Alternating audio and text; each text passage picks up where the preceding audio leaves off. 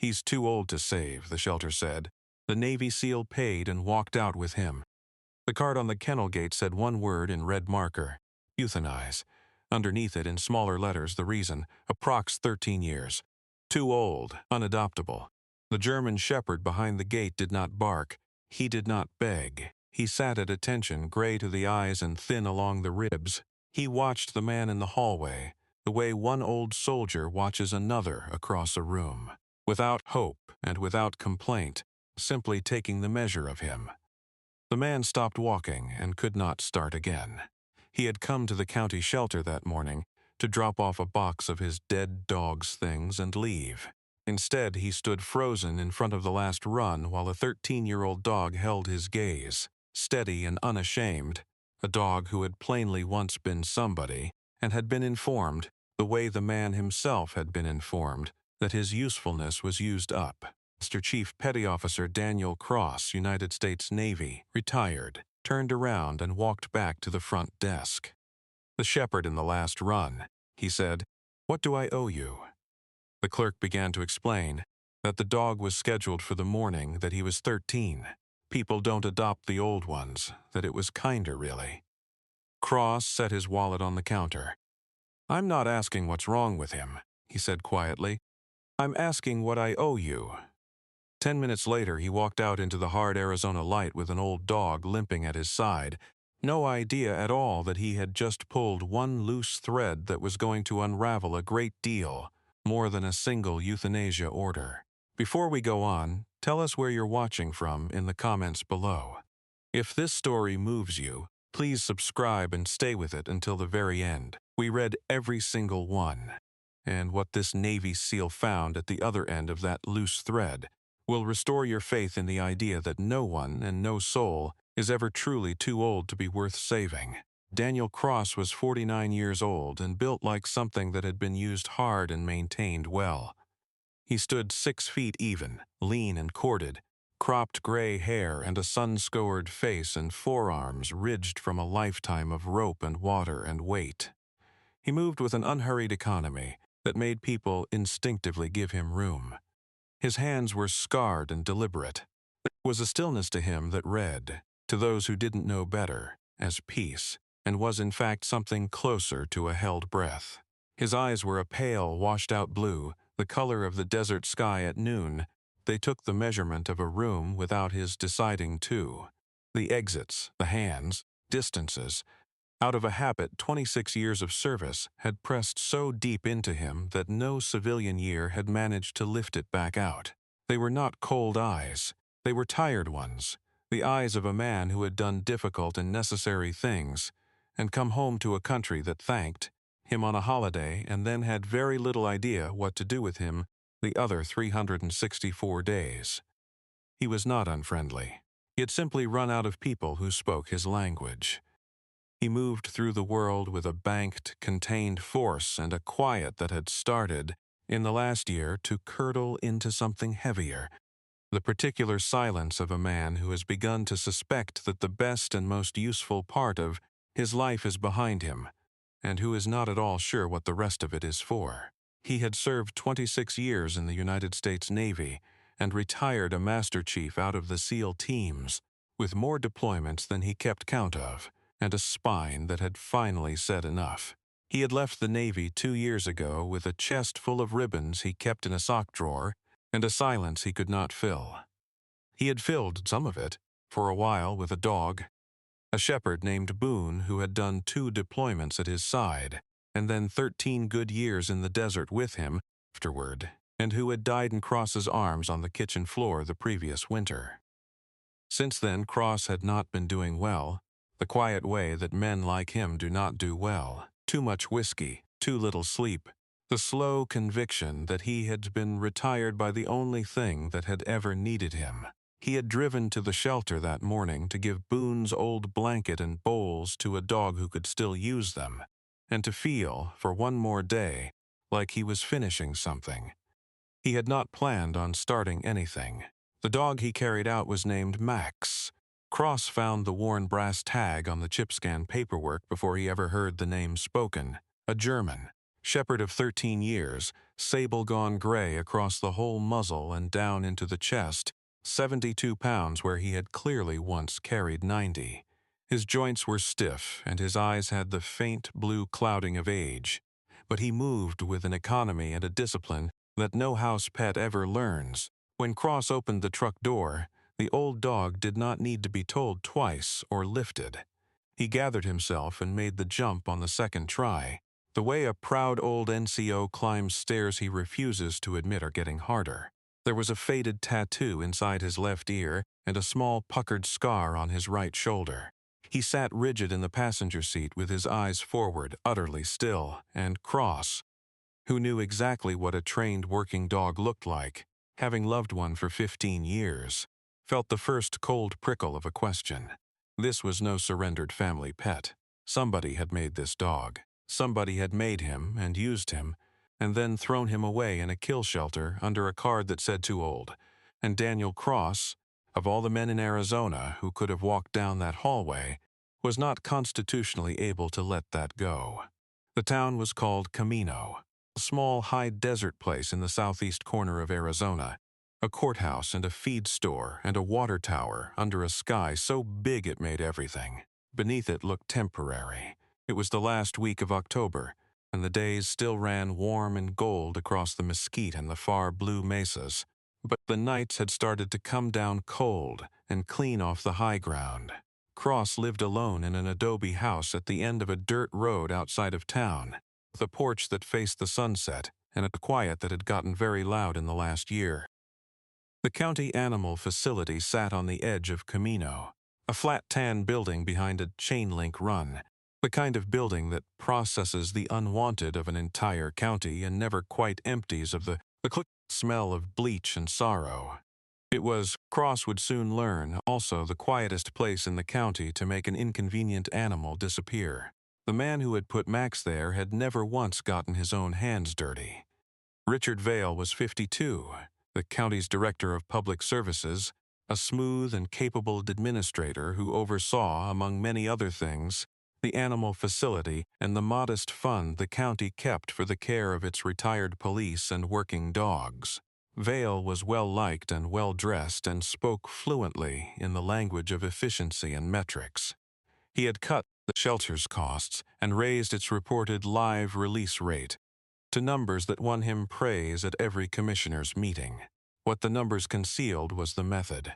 Old animals, sick animals, retired county canines whose care was expensive and whose handlers were too elderly, too incapacitated to ask questions. These did not show up in the bad column because Vale had learned to surrender them quietly under generic intake records and process them fast, to bill the retired K9 care fund for animals that no longer needed care because he had seen to it that they no longer existed. He had been skimming that fund for 6 years. He was careful, and he was charming, and he had never been so much as audited. Sentiment is a luxury a county budget can't afford, he liked to say, smiling at the meetings. I make the hard calls so nobody else has to. He believed he was untouchable. For 6 years he had been precisely right. The dog was not the only one who had been written off. There was also a man named Hank Doyle, 67 years old, a retired sheriff's deputy who had been Max's handler for the 8 years the dog served the county narcotics, tracking, 2 fines that had saved lives, and a citation that hung in a frame Hank could no longer get to. 3 years ago, Hank had retired and taken Max home, the two of them growing gray together on a back porch. 4 months ago, Hank had suffered a stroke that put him in a rehabilitation facility on the far side of the county, his right side slow to answer him, his speech come back most of the way but not all.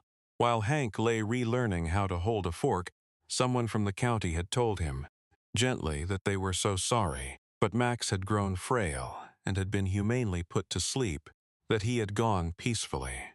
Hank Doyle had wept for the partner he believed was dead, carried that grief alongside the grief of his own broken body, with the chin-up dignity of a man who had spent his life being the one others leaned on. He had been lied to.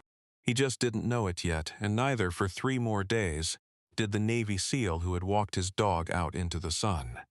Cross found the truth one piece at a time, the way you diffuse something. The tattoo led him to call the sheriff's office and ask, plainly, whether they had ever issued a K9 with that ear number. The young deputy who took the call went quiet and then said, "Yes, that's Max. That's Hank Doyle's dog." But Max passed a few months back. Everybody knew that. Cross looked at the very much alive dog asleep on Boone's old blanket on his porch and said, no, he didn't. He drove to the rehab facility the next morning. A vet tech from the shelter, young woman named Priya, who had scanned the chip on intake and felt sick about the whole thing, quietly given Cross a copy of the surrender record before he left. And the record listed the dog as an anonymous owner surrender. No name, no history, no mention that the animal was a decorated retired county K9, which was either the sloppiest paperwork she'd ever seen or the most careful. Cross had spent 26 years learning the difference between confusion and concealment. This was concealment. He brought the dog with him to the facility. He did not announce himself. He simply walked the old shepherd down a long, bright corridor that smelled of floor wax and the particular exhaustion of a place that is always half, full of the forgotten. And at the door of a room near the end, Max stopped, and his gray head came up, and his nose worked the air. Sound came out of him that Cross had not heard in the 3 days he'd known him, a high, broken, joyful sound. The old dog pulled toward the door. Inside, a thin man in a wheelchair with a blanket over his knees turned his head at the noise, and his face, which had forgotten how to do very much since the stroke, did something it had not done in 4 months. "Max?" Hank Doyle said, voice that cracked clean in half. "Max," and the old dog crossed that room as fast as 13 years would let him and put his head in the lap of the man who had made him, and Hank Doyle bent over his partner with his one good arm and his ruined one both, and the two of them stayed like that. The nurse in the doorway turned away and let them, and Daniel Cross stood in the hall and felt something in his own chest, something that had been frozen for a year, begin to crack and move. The crisis came when Richard Vale learned that a retired SEAL was at the rehab facility reuniting a dead dog with his handler. Vale moved the way careful men move when they're frightened, smoothly and fast. By the time Cross went looking for the rest of the records, the intake file on Max had been amended to a clerical error explanation. 2 other surrender records had gone missing entirely, and Vale had quietly let it be known, in the warm, reasonable way he let things be known, that the poor man, Mr. Cross, was a troubled veteran grieving his own dog and seeing conspiracies. Everyone should be patient and kind with him. It was deftly done. The sheriff, who golfed with Vale and knew nothing of the fund, was inclined to let it lie. For one long night it looked airtight, and worse than airtight. It looked like the word of a respected administrator, against the obsession of a broken-down old SEAL who drank too much. And Cross knew exactly how that story ended, because it was the story the world had been quietly telling about men like him for years. He sat on his porch in the cold desert dark, with the old dog's head on his boot and the bottle unopened beside him. He thought about every brother he'd carried out of a bad place, because nobody gets left behind. He made a decision he did not announce to anyone. Vale had hidden the bodies in the paperwork, and paperwork, Cross knew, is only ever as honest as the auditor who finally opens it. It was the dog who moved first, the morning it all came to a head. Cross had asked for a meeting at the county building, and he had not come alone. He had the vet tech Priya and the young deputy, a forensic auditor from the state attorney general's office, who had taken one look at 6 years of the retired K9 Care Fund and stopped sleeping. They were in the lobby when Richard Vale came through with his easy administrator's smile already arranged. And Max, lying at Hank Doyle's wheelchair where Cross had brought them both, lifted his gray head and looked at Richard Vale and stood, stiff, slow, every one of his 13 years in it, and put himself between the wheelchair and the man, let out a single low sound from somewhere deep in his chest. He did not lunge, he did not need to. He simply stood his ground, old dog on bad legs, and would not let Richard Vale come one step closer to his handler. Then Cross stood up beside him. Master Chief Daniel Cross, United States Navy, retired. At 26 years, he said, and he did not raise his voice. The quiet of it stopped the whole lobby. That dog you're looking at served this county for 8 years. His handler had a stroke. While he was lying in a bed learning to swallow again, you surrendered his partner to a kill shelter under a blank record. You told that man his dog was dead, because a quiet euthanasia under a fake intake doesn't show up anywhere. The retired K9 fund gets audited. He took one step, no threat in his hands, all of it in his pale eyes. There's a state auditor standing behind me who's spent the week with 6 years of that fund. She found the dogs you billed for after you killed them. She found the ones you killed so you wouldn't have to keep billing. Doyle here is one witness. Max is another. He's not dead. He's standing right in front of you, and he remembers exactly who you are. Vale's smile came apart at the seams. This is the fantasy of a sick man, he said, and his voice climbed. Animals should have been put down years ago. It's county policy. I follow policy. He looked around the lobby for the deference that had carried for 6 years and found the sheriff staring at him with a face going gray, and the auditor opening a folder, a 13-year-old dog refusing to yield the ground in front of a wheelchair, and nowhere in any of it the thing he was looking for. You have no idea, he said, smaller now, what it costs to run a county. I have some idea what it cost him, Cross said, and looked at Hank. The auditor laid it out in the silence that followed. 6 years of the care fund, the falsified surrenders, the billing for animals already destroyed, the 2 other retired K9s who had not been as lucky as Max. The sheriff, who had been deceived as thoroughly as anyone, was the one who finally nodded to the deputy. Nobody spoke for a long time after the cuffs came out in the county lobby. Priya, the vet tech, put her hand over her mouth. Doyle sat very straight in his wheelchair with his good hand buried in the fur of a dog he had been told was ashes. Watched Richard Vale be walked out and said nothing, because he didn't need to anymore. Cross watched it without satisfaction. He had brought enough men to account to know there was nothing in it to enjoy. He turned away before it was finished and crouched down, slow, by the wheelchair and the old dog, and put his scarred hand on Hank Doyle's shoulder, and the 3 of them stayed there a while. By the following spring, the desert had bloomed yellow, and the porch of Daniel Cross's adobe house faced a sunset that he no longer watched alone. Hank Doyle had recovered enough to leave the facility, and there had not been any real question, in the end, of where he would go. Cross had built a ramp and a room, and the old deputy and his partner had moved in. 2 gray men and a grayer dog learning the slow, pleasant rhythm of a place with nothing left to prove. Max had a soft bed in the sun, and a yard full of lizards he watched with great seriousness and no intention of chasing.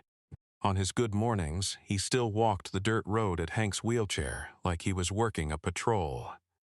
Richard Vale pleaded guilty to embezzlement, fraud, and multiple counts of animal cruelty, was ordered to repay the looted fund in full, and went to state prison for 7 years. The county rebuilt the retired K9 fund with real oversight, and the state passed a small law, pushed by a stubborn auditor and a town that had gotten angry, requiring that no retired police or service dog could ever again be surrendered or euthanized without written notice to its handler. They called it Max's Law, and Daniel Cross, driven to a shelter one October morning to finish grieving and feel useful for one last day, had instead found the rest of his life. He'd started a small foundation that pulled senior dogs and retired working dogs off the euthanasia lists across 3 counties and matched them with old veterans who knew exactly what it was to be told your best days were spent. On a warm spring evening, he sat on his porch between an old deputy and a sunset and watched a 13-year-old dog sleep in the last gold light, chasing something in his dreams, and Daniel Cross, for the first time since the kitchen floor and the long bad year, was not waiting for his life to be over. It turned out, only just found him again. Sometimes the world looks at a gray muzzle, a slow step, A long resume of service already behind, and it reaches for a single cruel word: finished. Too old, too late, not worth the cost. We say it about dogs, and we say it more quietly. About people.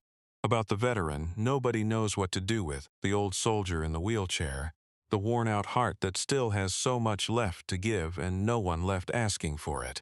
But worth is not a thing that expires. The loyalty in an old dog's chest does not get smaller with his years, and neither does the value of a single soul, however far past its useful column the ledgers have filed it. God does not measure us the way the budget does. He does not write anyone off for being old or broken or slow or done. And now and then he sends one stubborn person to walk down the hallway, look past the red card and refuse to agree that anyone is too far gone to save. Be that person. There is always someone behind a gate, waiting to find out if anybody still will be.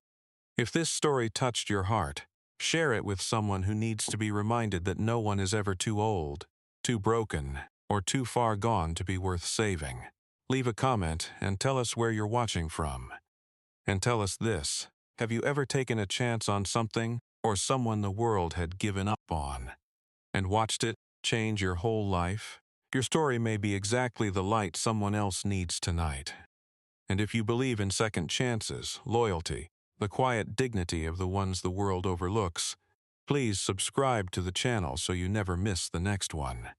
May God bless you. Protect your family, watch over every gray soul still waiting behind a gate, and remind you always, you are never, not for one single day, too old to be worth saving.